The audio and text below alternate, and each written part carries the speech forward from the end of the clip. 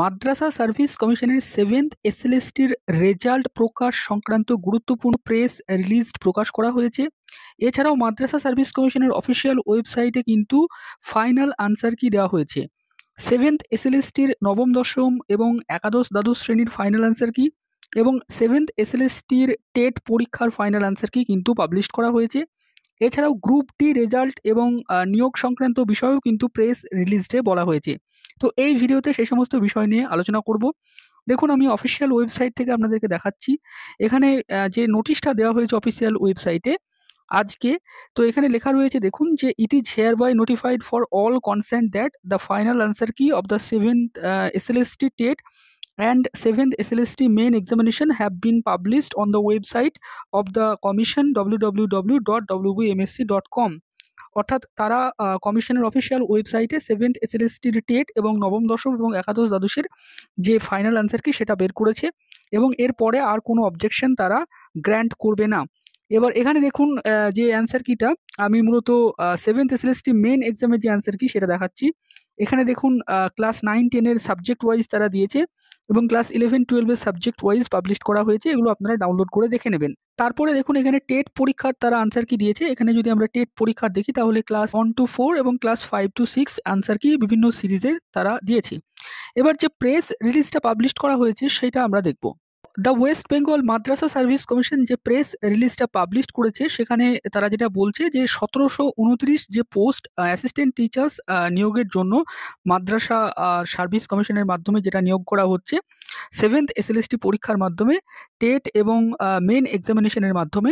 সেখানে প্রাইমারি টেটের জন্য 47টা পোস্ট ছিল, আপার প্রাইমারির জন্য ছিল 609টি পোস্ট এবং সেকেন্ডারি মানে নবম দশমের জন্য ছিল 811টি পোস্ট এবং হায়ার সেকেন্ডারির জন্য ছিল 262টি পোস্ট। তো এখানে কিন্তু ভ্যাকান্সি কোথাও যে বাড়িয়েছে এমনটা দেখা যাচ্ছে না। পরবর্তীতে তারা ফাইনাল ভ্যাকান্সি যখন পাবলিশ করবে তখন আমরা বুঝতে পারবো। আপাতত সেম ভ্যাকান্সি মোটামুটিভাবে দেখানো হয়েছে প্রেস রিলিজে। তো এরপরে দেখুন 2 নম্বর কলামে যেটা দেওয়া আছে যে রেজাল্ট যে পাবলিশড হবে 7th এসএলএসটির সেটা হচ্ছে 21/12/2024 তারিখে, মানে আগামীকালকে এবং সন্ধ্যে 6টার পরে। এবার এই রেজাল্টে কতজন পাস করেছে এটাও তারা বলেছে। প্রাইমারি টেটের ক্ষেত্রে 2447 ক্যান্ডিডেট অ্যাপিয়ার্ড করেছিল এবং 47টা ভ্যাকান্সির জন্য। এরপরে আপার প্রাইমারি টেটে 5 থেকে 8-এ 6156 ক্যান্ডিডেট অ্যাপিয়ার্ড করেছে 609টি পোস্টের জন্য। এবং এখানে গুরুত্বপূর্ণভাবে বলা হয়েছে, দেখুন যে টোটাল 2210 ক্যান্ডিডেট কোয়ালিফাইড হয়েছে in TET examination for primary and upper primary main এক্সামের জন্য। For the qualified candidates will be held in the month of January. অর্থাৎ মেন এক্সাম যেটা টেট নেওয়ার পরে সেই পরীক্ষাটা নেওয়া হবে জানুয়ারি মাসে। এটা কিন্তু আপার প্রাইমারি এবং প্রাইমারি টেটের জন্য। এবার দেখুন যেটা নবম দশম এবং একাদশ দ্বাদশের জন্য সেখানে মেন এক্সামে অ্যাপিয়ার্ড করেছিল নবম দশমে 98,215টি প্রার্থী 811টি পোস্টের জন্য। হায়ার সেকেন্ডারিতে অ্যাপিয়ার্ড করেছিলেন 39,761টি প্রার্থী 262টি পোস্টের জন্য এবং টোটাল 1740 জন প্রার্থী কোয়ালিফাইড হয়েছেন এই দুটো মিলে, অর্থাৎ সেকেন্ডারি এবং হায়ার সেকেন্ডারি মিলে মেন এক্সামে, এবং তাদেরকে ইন্টারভিউয়ে ডাকা হবে। ইন্টারভিউটা নেওয়া হবে জানুয়ারি মাসে। এবং মাদ্রাসা সার্ভিস কমিশনের যে গ্রুপ ডি পরীক্ষা তার যে ফাইনাল রেজাল্ট সেটা পাবলিশ করা হয়েছে। তারা বলেছে 4/10/2024 তারিখে ইন্টারভিউ প্রক্রিয়া নেওয়ার পরে এবং সাকসেসফুল ক্যান্ডিডেট নিয়ে তারা কিন্তু শীঘ্রই রেকমেন্ডেড প্রক্রিয়া শুরু করবে, অর্থাৎ কাউন্সিলিং শুরু করবে।